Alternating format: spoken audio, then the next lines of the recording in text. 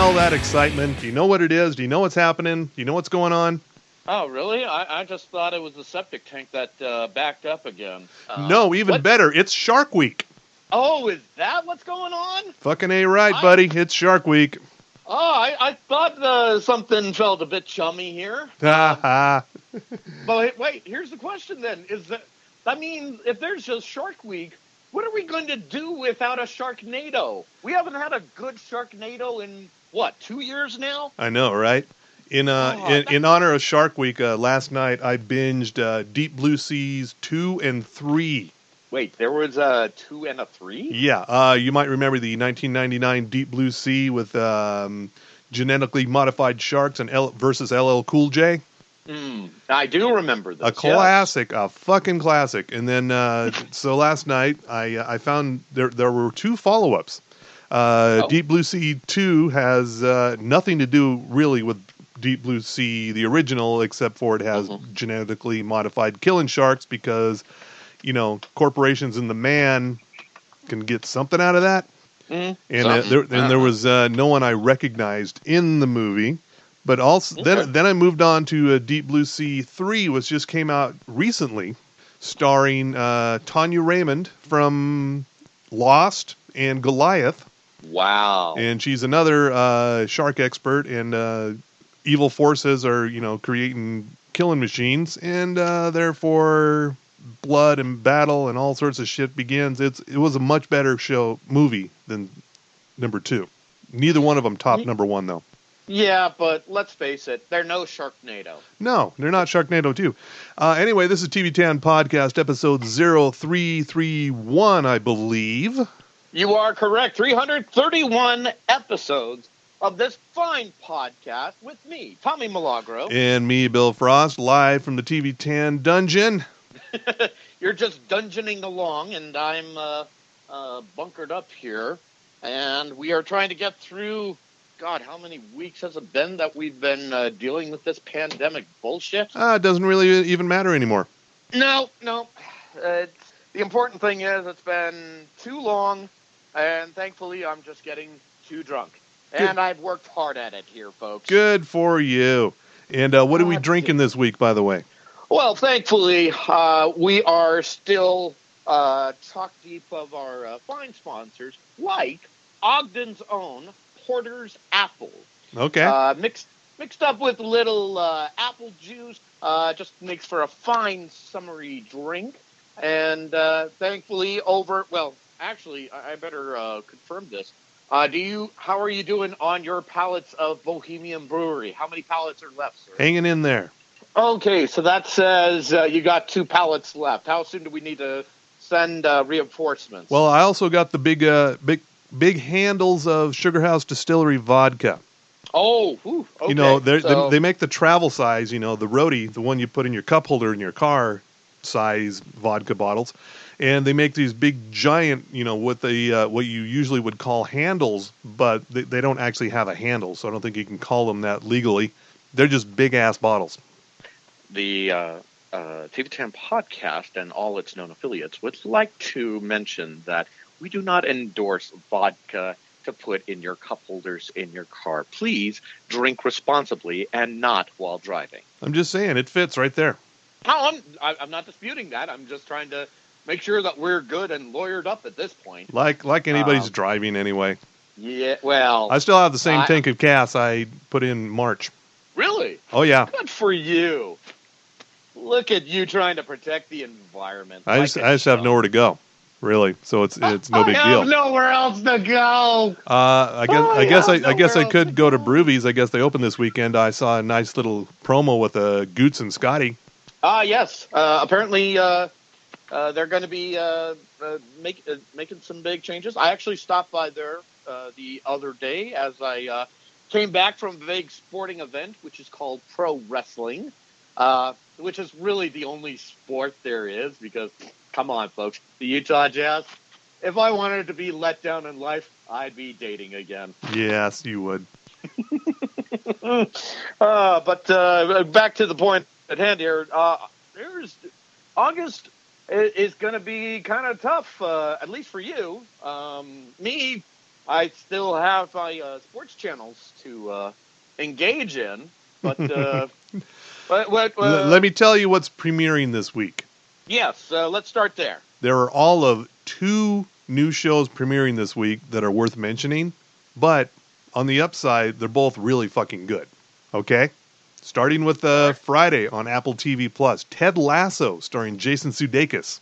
Ted Lasso? Ted Lasso. This is based on a character, Jason Sudeikis, and Bill Lawrence, the guy who ran Scrubs and several other shows, created like years ago as it was a NBC sports promo. It's a bit basically about a guy who doesn't know shit about soccer, commenting on soccer. So in this new series, this character, Ted Lasso, played by Jason Sudeikis, he is hired by a British soccer team to come from an American football team to go coach a British soccer team, even though he knows fuck all about soccer. Just like everybody else. Yeah. All right, I'm down for this. And as long as you don't think too hard about that setup, it's pretty goddamn funny. And Jason Sudeikis is a goddamn treasure. Yeah, he's got he's rocking a sweet mustache in this, and yeah, it's really funny. It's it's a little heartwarming in spots here and there. I know you don't like that, but it's got a little of the heartworms there. Yeah, I'm surprised that you're into the heartwarming. Well, it's got a lot of funny. It basically Jason Sudeikis is playing a dope American amongst the British, and you can't go wrong there. No, you cannot. No. But here's my question regarding the mustache. Obviously, it's not a cop stash, nor is it a porn stash. But is it more dad stash or is it more football stash? I'd say between dad stash and football stash. Okay. It's not overwhelming, but it's there. Which is how mustaches have to be. Sure, yeah. Unless you're Ron Swanson, then that is a man stash here, folks. Yeah, so that drops on Friday on Apple TV Plus. Chances are you probably already have Apple TV Plus and you don't even know it. Yeah, well, it's kind of what we've been talking about lately whenever we mention Apple TV. Do you really want it? Do you? Do you really? I don't know. There's some good stuff on there. I know, but it is just all about looking, and I am tired of it. Yeah. And, why do I need to look for good shit? Yeah, well, I'm telling you, here's one right now, Ted Lasso. Okay. Check it out. Coming up on Sunday on HBO, Lovecraft. Let me get it right. Lovecraft Country. Oh, this is based on like H.P. Lovecraft. I think I was reading. There's a bit of that in there. Yeah, this is from producers Misha Green, who did the Underground series for WGN America about the Underground Railroad, and also Jordan Peele and J.J. Abrams. Okay, and again, Jordan Peele's really kind of delving into the Twilight Zone / horror waters of late. Yeah, this is set in 1950s Jim Crow America. Even better. Yeah, so it's about a man taking a trip from his hometown of Chicago, searching for his missing father. He's Jonathan Majors is the guy, and along for the ride is his uncle George, Courtney B. Vance, and his friend Letitia, Journey Smollett. And it's a cross country trip to track down his father, but racism, they encounter that, and also actual supernatural monsters that could have been ripped right from an H.P. Lovecraft paperback. Should mention that Atticus Freeman, the main character of this show, is a major H.P. Lovecraft fan, so that's where the tie-in is. When does the Elder Gods come in here? When does Cthulhu come through? Oh, bigger question. Did I pronounce it correctly? Probably. Yeah, you'll see it. It's in there. And this looks expensive as fuck. And this got spectacular special effects. It's just I did a checkup on it. I did the old Rotten Tomatoes check on it. It's already it's only been reviewed. Actually, it's had quite a few reviews in advance. It's already trending at 100% over there. So, in other words, you expect this show to last one season and then we're done? Maybe, yeah. Okay. That's a shame. And, I do have something I do want to bring up because I noticed this the other day. And, of course, of all sources, it's the Daily Mail. Huh? High Fidelity is canceled after one season. Oh, yeah, I was going to bring that up. Yeah, Hulu canceled. Oh, okay, sorry. That's all right. Yeah, High Fidelity canceled by Hulu. And Zoe Kravitz, not happy about it. Nor am I. That had a sweet soundtrack. Do you think it was the soundtrack that bankrupted them, or what? Yeah, maybe. I don't know. But Zoe Kravitz is saying, oh, well, at least Hulu, I'm not sure where she posted this, but upon hearing the news, she said, oh, at least Hulu has plenty of other shows starring women of color. Like, oh, wait, no, they don't. I think she did it on Twitter. Yeah. She made sure everybody was woke as fuck about Hulu. Yeah, so that bad on Hulu for that. Not cool with that. That is stupid. Yeah. But she is right, though, when and this is kind of segue into something one of our listeners had forwarded to us. Hulu is a great platform.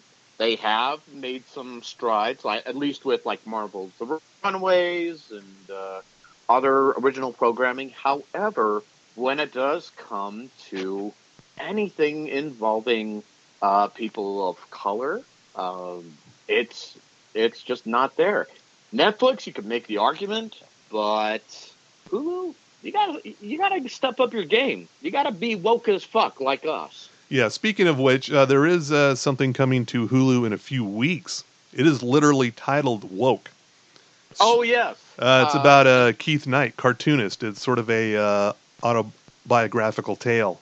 Now, Keith Knight, he has done The Nightlife, and he was, as you mentioned, a great cartoonist. Mostly you would see him... Yeah, he still does the cartoons, by the way. Yeah, every now and again he also does Think, which is his... there's the K Chronicles, which is basically about his daily life. Mm-hmm. And then there's Think, which is TH Inc. in parentheses there. That is far more political. Both of them run in a lot of alt weeklies, including our one locally. Sometimes they switch them back and forth. I think it's because no one's paying attention. Well, and because no one is there anymore to keep up on those things. Well, and here's what I remember, because I used to follow his syndicated strip, The Nightlife, and he ended it. I want to say this was about a year or so ago, but then he explained it in the K Chronicles is because he had to stop all that because he is the executive producer of this show that's going to be based on Hulu. And as you were just pointing out, it's going to be a very autobiographical or semi-autobiographical? Semi-autobiographical, yeah. Okay. But I've seen the trailer for it. I haven't seen the actual show yet, but the trailer looks great. Yeah, I have a little vibe of Everybody Hates Chris, but then again, I think with Keith Knight, I'm not sure where this is going to fall, but let's just hope that he doesn't pull a W. Kamau Bell and then it goes to FXX and nobody knows what the fuck to do with it. No. What was W. Kamau Bell's first show on FX? It was Totally Biased. That's it. Totally Biased. Yeah, it was a weekly show on FX, and it did pretty well. So they said, "Hey, let's move you over to this new channel we have, FXX, and have you on every fucking night." And to that, we would just say here, and even W. Kamau Bell had said in his autobiography, it's like, yeah, I was just burned out after that, and I said, fuck this. Yeah, and as well you should. And then he mentioned on his better show, United Shades of America, there was one episode where he was talking to some kids and saying, you got to control the narrative. And he's right, because as we keep seeing, there are lots of great content, and sometimes it features people of color, but which should you're not controlling it. Yeah. Yeah, this should get us to what is the origin of this email in this article from the Daily Beast about the Latinx snubs at the Emmys? That would be. Let's turn now to the listener bags here. This came to us from listener Stephanie Peterson. And now, is she a listener to this podcast, or is she a listener to the morning show? Yes, and which one? She's gonna she's got well, more the latter, and after this probably the former. So she writes to us with the link. I sent the link to Tommy in the Morning Zoo chat this morning regarding the epic failure of the Emmys to recognize the Latinx people in programming, and suggested I send it to us so that it could be discussed in a future podcast. And the future is now. Reading over this, according to the first part here, Tuesday's Emmy nominations included one Latinx actor, which I fucking hate. But that's a different rant for another time. Outstanding guest in a drama series nominee Alexis Bledel, but not Marita Moreno, who's been killing it on One Day at a Time for 4 seasons. Not Laura Gomez, whose performance in Orange is the New Black. What was Alexis Bledel on? It didn't say in here, right? No, I don't think I saw anything. But in case you're wondering, this article points out Alexis Bledel is of Argentinian and Mexican descent, which right. I had no idea. And again, if anybody has ever seen Alexis Bledel, she's very white. She's very white. Yeah, I'm not disputing her Latin genes. I am saying, though, yeah, that's good for her, but what about everybody else? And again, the list goes on in the Daily Beast. Not Melissa Barrera, Michelle Prada, Vida, which, let's face it was on Stars. And Vida had a very small but very vocal cult following. I believe the show has been canceled. Which is a shame, but at the same time, and I'm trying to scan my memory for this, there really wasn't a whole lot of hype done by Stars for that. Not really, no. And by the way, Alexis Bledel was nominated for The Handmaid's Tale. Okay. So maybe they just tried to satisfy, we got to take care of the women, but no, wait. Maybe we need to get a brown person. This article also goes on to mention Gentified on Netflix. Also, MJ Rodriguez from Pose, overlooked. Harvey Guillén, who played Guillermo in What We Do in the Shadows. The entire cast of Los Spookies. Yeah. I think Los Spookies might be a little under the radar to be nominated. Yeah. But I will say, Guillermo de la Cruz, the wannabe vampire who turns out he's got some Van Helsing in his blood. Especially after the end of season 2, motherfucker should be nominated for everything at this point. Yeah. Trying to look like a badass when you're that pudgy, that is a king hell trick. Yeah. Also mentioned in here is Diane Guerrero for Orange is the New Black.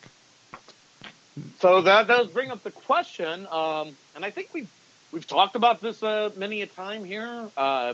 When it comes to any sort of media, whether it's Oscars or whether it's the Emmys, whether it's any sort of awards programming, I really don't give two shits about it because, hey, Whitey got all the control, and it's gonna, white is a very bland color. White is the new bland. Aw. I know, but that's me being woke as fuck right now. Oh, look what you did there. Hashtag white is the new bland. Let me type that in. I added in there, Chumming the Waters. Now it's Chumming the Waters is good too, yeah. But mostly what I like about this article, it points out a lot, and they probably didn't even get everybody in here who could have been nominated. They hit the big ones, but they also mentioned, they say, maybe that One Day at a Time, maybe the Laugh Track put them off, but then The Big Bang Theory got a lot of nominations. And maybe the low profile of Vida hurt it, but who watched Big Little Lies? It was nominated almost right out of the gate before the nominations came for Laura Dern and Meryl Streep. And as far as the viewership, who the fuck watches the Comiskey Method? It certainly is not me. I can tell you that much. It's not me either. No. So I think we can agree this is bullshit, but I also agree that the Emmys are bullshit, and I don't even know when they're happening this year. Are they happening this year? I think I heard something. Remind me again. Emmys is hosted by Jimmy Kimmel, right? Usually, Okay. unless he's still I on vacation for doing Karl Malone. ooh yeah. Well, I think that kind of goes back to Jim Jeffries' intolerant bit there, but I digress. I'm going to say, the story I heard about the Emmys is that they are going to host it, but it's going to be like a virtual thing. So September my 20th. guess, September oh, okay. 20th. Yeah, and odds are they're probably going to Zoom meeting the fuck out of it. It'll be a Zoom Emmys. Great. Can't wait for Yeah, that. and then and the losers will get zumped just like I did. Not that I'm bitter as fuck about that. Thank you very fucking much, you COVID fuckers. I think getting zumped is the new NBA. Ooh. Oh, did I mention I have an MBA? Man, we're doing double shots there. Anytime Tommy mentions getting zumped from his jorb or having an MBA, just take a drink. Actually, no. Let's clarify this. Anytime I mention an MBA, take a drink. Anytime I mentioned getting zumped, take a fire bottle and drain it. Yeah. Oh, and also we have a tragedy. Oh, is this going to segue right now? No, but poor old Simon Cowell. Oh, tragedy. Fell off his electric bike and oh wait, no, he's not dead. Oh. That was just wishful thinking on my part. Dare get my hopes up, all right? Yeah, that was just me wishful thinking out loud for the tragic death of the man who destroyed music. What? Why did you do that, man? I'm already fragile as fuck already. Don't you dare say tragedy and not follow up with that. That is mean, and you know it. So is it time for some sports? If you're ready to hit the music, sir. It's sports with Tommy Milagro. Go team. From the sports desk of the TV10 podcast, we deliver to you only the important sport of professional wrestling. And sadly, and this is why I was thinking you were trying to segue here, there was a tragedy as we were getting prepared here in the what did Rebecca call it again in a Zoom meeting? It's not the green room, it's the lobby area. The lobby area. Yeah. Obviously, neither one of us ever get invited to the lobby area while on Zoom meetings. Well, I do, except only to mention that I get fired. Not that I'm bitter about that, you fuckers. Take another shot. Anyway, but here's the tragedy here. Kamala, the Ugandan giant, is dead. The Ugandan giant Kamala, his real name is James Harris, died. And apparently, according to his biographer, Kenny Casanova, he posted to Facebook that his passing was a result of complications from COVID-19. He was 70 years old. Now, it should be... Kenny Casanova? Kenny Casanova was his biographer. Go figure. Okay. Now, what are your memories of the Ugandan giant Kamala? I don't know that I have any. The name didn't really ring a bell. But when I first saw that on the Twitters, I thought, oh, Biden's down to one less running mate, but it was somebody else. Right. Now, and just to clarify here, because I know some listeners are going to get confused, this is Kamala, the Ugandan giant, not Kamala Harris. Notice the inflection of the name. Kamala Harris is very much alive.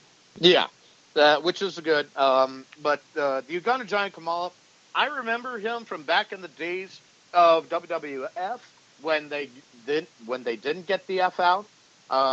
He was like a pretty big name, painted black man looking like a savage, and he would face up against top tiered opponents like Hulk Hogan. Of course, in later years, he had a lot of health complications, among them diabetes, which pretty much amputated, had to have his legs amputated, which remind me, as soon as we're done with Sports Report, we do need to mention that tragedy. But for the Ugandan giant Kamala, We just hope that he is out hunting somewhere in that Ugandan sky out there. And furthermore, speaking of tragedies, the XFL. Uh, that's Oh, about as good as that's as good a segue as any right there. First of all, the XFL is now sold to a group that includes Dwayne Johnson, The Rock. He bought that up along with his ex-wife, Danny Garcia, and another group that was part of Goldman Sachs. As of this writing, as of this production here on August 7th, it says here in ESPN, sale of the XFL to a group that included actor Dwayne Johnson was approved Friday morning in a Delaware bankruptcy court. Now, as for and here's the part that really kills me. The sale also includes nearly $9 million in payment of cure amounts, and of course, as we all know, the XFL, which was a poor idea once again by Vince McMahon, they were doing pretty hot, and then they were starting to trail off, and then COVID, and according to this from ESPN.com, Johnson, Garcia, and Redbird, that's the other entity involved, submitted the only qualified bid. As for what their plans are going to be at this point, they're still working on it. Probably nothing going to happen anytime soon because, once again, COVID. So Billy Corgan's not involved at all, right? Thank fucking Christ, no. Okay. That's probably the only good news about that. Okay. Which brings us now to let's start with let's move on down the list to Impact Wrestling. Still a thing. Still hard to fucking kill. They are doing an event on August 18th and the 25th that they are calling Urgence. And apparently it's going to be, if I had to describe it from what I've been reading here, it's a 2-week special on those dates. And it is going to feature on night 2, which would be August 25th. It's going to feature Jordan Grace, the current Knockouts champion, facing off against the virtuosa Deonna Purrazzo. That is going to be a big event if you are still subscribed to Access TV. Do you have Access TV, by the way, sir? No longer, no. Oh, you gave that up. I used to get it through Philo, but since YouTube TV, here's some industry technical shit here, people. YouTube TV added all of the channels that I wanted from Philo, minus a couple of them. One of them being Vice, the other being Access TV. Those were the only 2 things that were going to keep me on Philo, and I decided it wasn't worth paying $20 a month for 2 channels. So Philo went away, and I'm now strictly with YouTube TV because it handles almost everything except for those 2 channels. In other words, Philo fucked you. Why don't you just say no? Philo fucked you. Philo was a fine service. I just, I didn't see paying for it to keep 2 channels. Okay. Well, in other words, Philo got fucked. Let's just sum it up like that. Philo got fucked. Yes. Let me write that down because that actually might be a good title as well. Philo got fucked. But the thing is, Philo's doing just fine because everybody's pissed off that YouTube TV raised its price, so everybody's going to Philo, except for me. I did the opposite. Well, and I'm writing fucked with a PH in it because, censors. But moving along here, as far as other things to watch, AEW Dynamite actually showing some great growth right there, even though they are broadcasting from Jacksonville at the Daily Plaza, adjacent to the Jacksonville Stadium, because, football, I guess. Well, I certainly hope Les Champions is going to be okay because as we were recording live right now, Sunday, Fozzy is performing in Sturgis. Oh, shit. Are you sure about that? Are you absolutely sure? I am 100% sure about that. Oh, fuck. So I hope Chris Jericho will be just fine, as far as we know. Jericho, don't do it. Sturgis doesn't need your dollars. I don't think it's necessary. But hopefully you're listening to this, because we always listen to Talk is Jericho, your fine podcast. We're just concerned about your safety and also the guarantee that we're going to be playing on your cruise ship in October next year. More on that as that develops here. We're working on that with Magda Vega here, and it's going to happen. But I digress. Back to sports here. AEW Dynamite, according to SlamWrestling.net, will be shifting times in the USA due to, I guess it's a sports thing. The NBA, I guess they're a big deal. I don't know. According to this, the Wednesday, August 19th episode will air on Saturday, August 22nd at 6 p.m. Eastern, 3 p.m. Pacific time. And then the Wednesday, August 26th episode will air Thursday, August 27th at 8 p.m. Eastern and Pacific time. And the Wednesday, September 16th episode will air Thursday, September 17th at 8 p.m. Eastern and Pacific time. What we're saying is, if you don't have a DVR, you're fucked. So please pay attention to those times. And also, going back to AEW, lately, Brian Pillman Jr., the son of Flying Brian Pillman, he was a mainstay of Major League Wrestling, but lately has been wrestling for AEW on their dark episodes, which you can catch on YouTube, by the way. Still great watching right there. He's trying to, I think he's kind of nearing the end of his contract, or he's trying to work his way out of MLW because lately haven't had a lot of matches because, COVID. Wear a mask, you fuckers. And we will see what shakes up from that. And finally, just to pile on to WWE and all the ass-hattedness that they've been going through. Two stories. First of all, WWE is facing a class action lawsuit alleging securities fraud.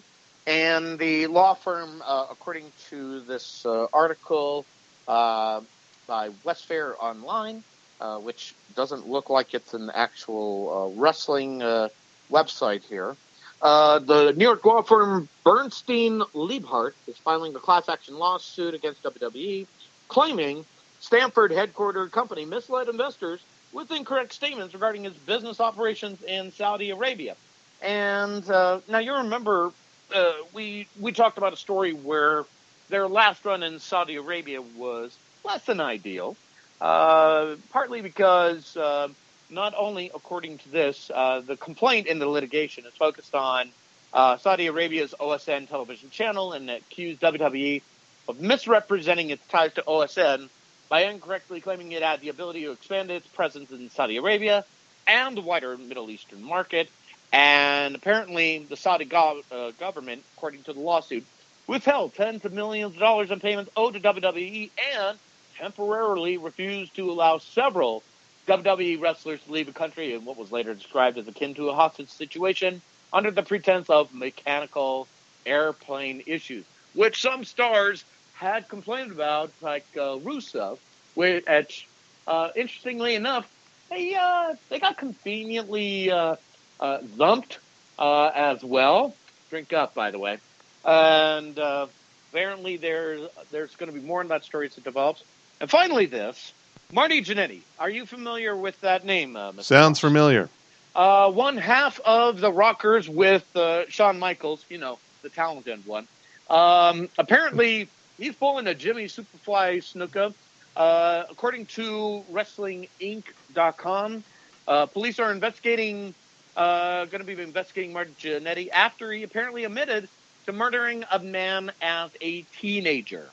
And okay. It gets better. Now this is also based on the news TMZ. As noted, Jannetty posted about he allegedly murdered a gay man who tried to sexually assault him behind a Victory Lane bowling alley where they both worked when Jannetty was just 13. And of course he made this this claim on social media. I can't remember if it was Twitter or Facebook. However, there's a couple of things that should be noted about Marty Jannetty. He's had a lot of problems over the years that involve substances and probably a couple of chair shots too many, and getting thrown in through a pane glass window by Shawn Michaels probably didn't help his case as much. But it is not looking good for him at all. Oh, we're going to stay with that stories that develops. Oh, and actually, we have one more tragedy we have to mention here. I tried to hold this off, but I'm sorry to do this to everyone here, folks. We at the Sports Desk have to now mention. Hold on, let me take a drink here because this is just too traumatizing. Oh, take a drink as well. The tension is mounting. What could this be? Nikki and Brie Bella of Total Bellas. They gave birth to their demon spawn. I mean, children. The only solace that the Sports Desk can take from this is that while there may be, oh god, the bottle's rising. Well, there are maybe more episodes about this, and Total Bellas. At least that we can safely say that the Bellas will be suffering with their own demon seed. But thankfully, we'll be distracted from this monstrosity because we still have sports. Oh. And sports at Tommy Milagro. Go, team. Oh, God. Hang on. Let me just polish this off here.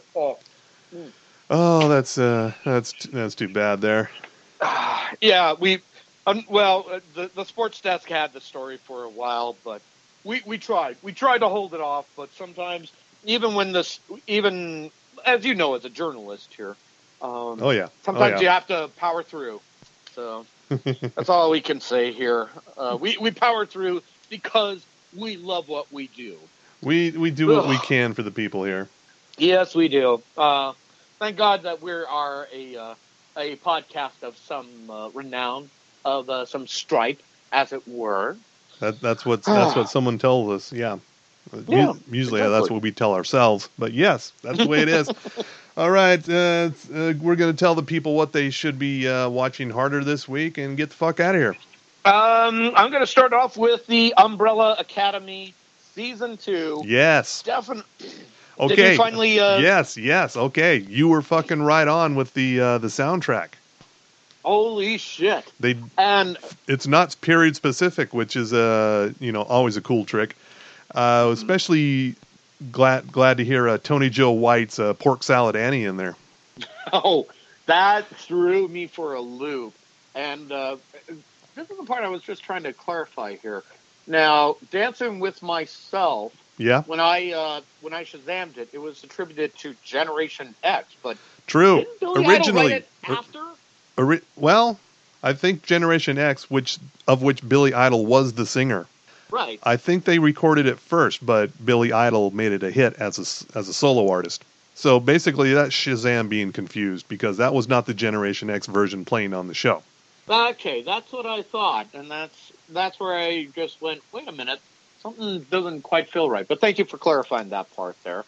Now, I have to say, though, they took the plot from the second volume of Umbrella Academy, the comic, and it's a lot different than the comic, but it's still just as good, and you're still just as engaged, and it still featured the Kennedy assassination point for point, and opened up some doors as to what could happen in Season 3, especially as it relates to Reginald Hargreaves.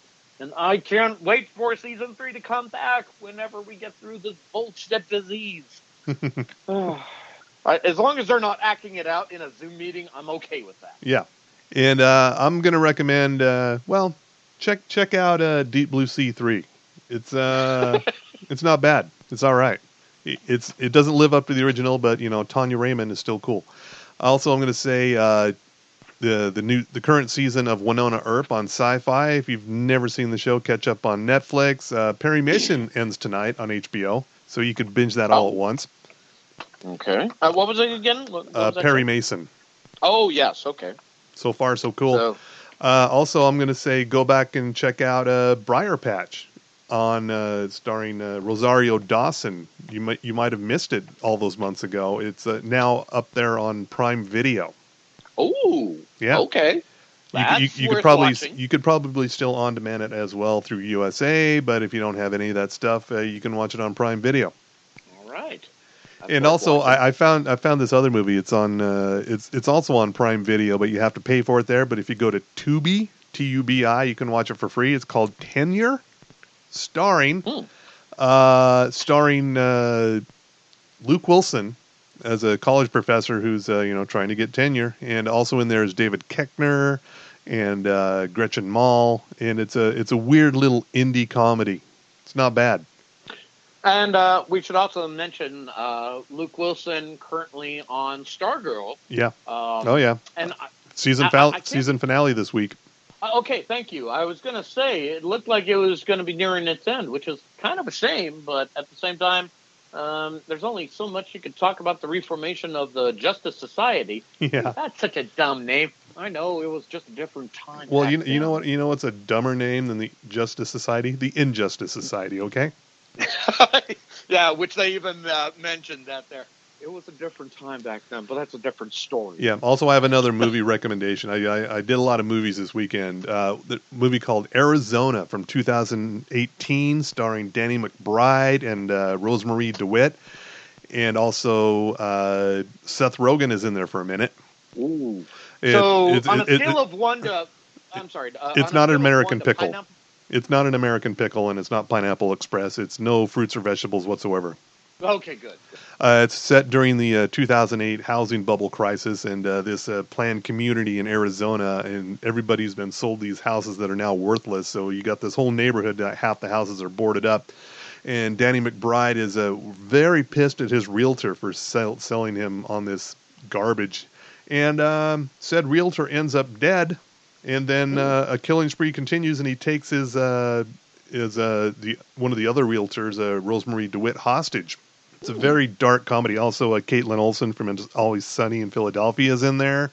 Oh, okay. It's a very dark comedy. Pretty cool though. It's on HBO or HBO Max. Which, by the way, Roku still can't get HBO Max. Nope. No, I should things be simple. Neither that or Amazon Fire TV. Sorry. They're still figuring that shit out. But in the meantime, you should reach out to us via Twitter, Facebook, Gmail, all TV10 podcasts, and rate us on things like all the platforms. And there's even that thing out there called Podchaser. We're on that. Mm-hmm. Oh, and of course, I think we're still Deezers. Or is that a word? Yeah. For all you Deezer listeners out there, hello. Hi. We're so glad you could join us. Hi, Deezer listeners. And, so this has been episode 0331. That's right? Yes, and also we should thank not only those people that decide to listen to our silly voices, but we should also thank our fine sponsors, not just Ogden's Own Distillery that provided us with the Porter's Apple, but also Sugar House Distillery, as we mentioned, Ogden's Own Distillery, and, of course, the pallets and pallets of beer that is dwindling away at poor Mr. Frost's dungeon here. Mr. Frost's dungeon, also part of TV Dan Podcast. And, of course, we should say, if you're in downtown Salt Lake City and you want to accessorize these fine drinks, stop by Boostique. Say hello to Ivy. Tell her TV Dan Podcast sent you over. And for fuck's sake, wear a mask. Will you? Do it. Don't be a dick. All right. That's it. Good night, America. All right. And jiggle that handle. We are done with this. Oh, and boy, it's time to fly.